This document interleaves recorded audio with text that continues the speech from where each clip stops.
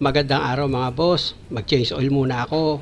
Kung ganitong klase yung sasakyan nyo, madali lang naman ito i-change oil. Gagamit ka lang naman dyan ng box wrench na number 14. Pag naluwagan mo na itong drain plug mga boss, pwede mo nang kamayin yan para mas mabilis mong matanggal itong drain plug.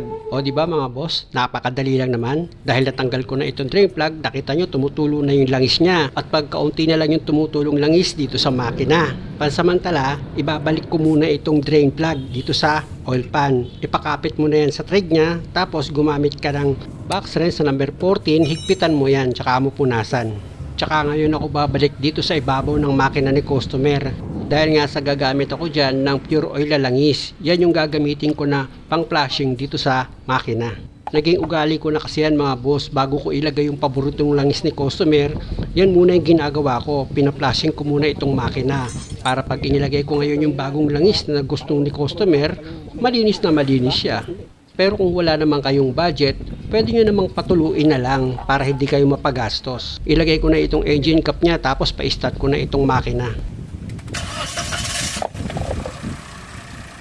Pag napa-start nyo na itong makina, hayaan nyo lang umaandar itong makina na naka-idle hanggang 5 minutes. Hindi nyo siya kailangang i-revolusyon or ano paman. Pero pag na-consume nyo na yung 5 minutes na naka-start itong makina, pwede nyo na ngayon i-switch off itong makina. Gaya nito mga boss, na-consume ko na yung 5 minutes, pa-switch off ko na itong makina. O di ba mga boss, ganun lang naman. Kaya kung kayo ang mag-chaser ng sasakyan nyo, napakadali lang. At dahil na-switch off na yung makina, pwede ka na ngayon bumalik dito sa ilalim ng sasakyan mo. Siyempre naman, dapat dala mo yung box wrench mo na number 14 para maluwagan mo ulit itong drain plug na number 14. At pag maluwag na yan mga boss, pwede mo nang gamitan ng kamay mo yan para mas mabilis mong matanggal itong drain plug. At dahil sa final na yung pagpapatulo mo ng langis dito sa makina mo, pansamantala para hindi ka mainip, bumalik ka ulit dito sa ibabaw ng sasakyan mo para masimulan mo lang tanggalin itong lumang oil filter. Sa pagtanggal ng oil filter mga boss, gagamit ka dyan ng oil filter wrench. Ayan mga boss yung gagamitin ko. Improvise ko lang yan, pero magandang pantanggal ng oil filter yan dahil nga sa ayan ang ginagamit kong pandukot, lalo't masikip dito sa position ng pagtanggal nitong oil filter.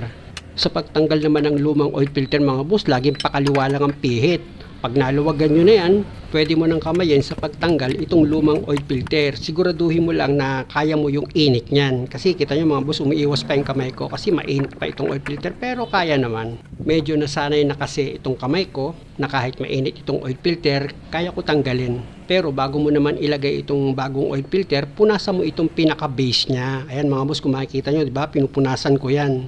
At sa paglagay naman ng bagong oil filter, meron niyang o-ring mga boss, pahiran nyo muna ng langis bago nyo siya ilagay.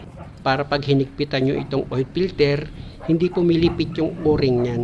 Pwede kasing mag-leak dito sa oil filter pag yung o-ring yan pumilipit. Kaya yun ang ingatan nyo. Sa paghigpit naman ng oil filter mga boss, kung kaya naman ang gripping nyo, pwede rin kamayin nyo na lang sa paghigpit. Pero kung hindi nyo kaya, pwede kayong gumamit ng oil filter wrench.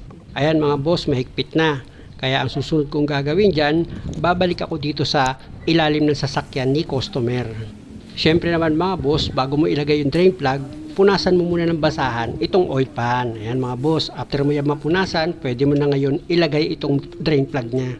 Pag naipakapit mo na yan sa thread nya, pwede ka na ngayon gumamit ng box wrench na number 14 para i-final mo na yung higpit. Ayan mga boss, i-final ko na itong higpit nya. Punasan mo ulit ito drain plug kasama yung oil pan para pag nag-leak test ka, madali mong matrace kung meron siyang namamasa na langis dito sa drain plug. Pag okay na, balik ka ulit dito sa ibabaw ng makina mo. Dahil ang susunod mong gagawin dyan, magsasalin ka na ng langis. May naka-ready si customer na 4 liters. Pero hindi nyo isasalin lahat yun mga boss, sobra-sobra yun. Lagi nyo tatandaan, gagamit kayo ng dipstick. Ang diskarte ko kasi dyan mga boss, lalagyan ko muna yan ng 3 liters hanggang sa mag-level dito sa dipstick nya. Ibig kong sabihin hanggang sa makarating siya sa pool or sa pangalawang tuldok. Pero saan mo makikita yon? Ayan mga boss, kung makikita nyo, pinunot ko itong dipstick. Tapos pinunasan ko yan. Tsaka ako ngayon ibabalik yan para makuha ko yung tamang sukat ng langis. Tapos bunutin ko ulit itong dipstick, kung makikita nyo, kulang pa, wala pa siya sa pool or sa pangalawang tuldok. Kaya ang gagawin ko dyan, magdadagdag ulit ako ng langis dito sa makina para mailagay ko na siya sa tamang level dito sa dipstick. Dahil sa tansyado ko na ito mga boss, ilagay ko na itong engine cap niya.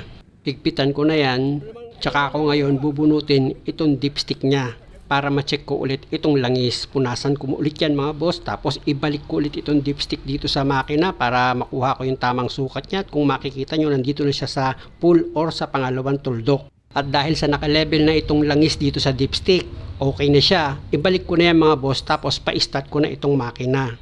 At pag napa-start nyo na itong makina mga boss, after ng ilang minuto, pwede nyo i-switch off ulit itong makina. Tapos, pwede nyo hugutin ulit yung dipstick nya para ma-check mo ulit yung level ng langis. Pag kulang yung langis, pwede kang magdagdag. Muli, maraming salamat sa panonood. Sana nakakuha kayo ng idea.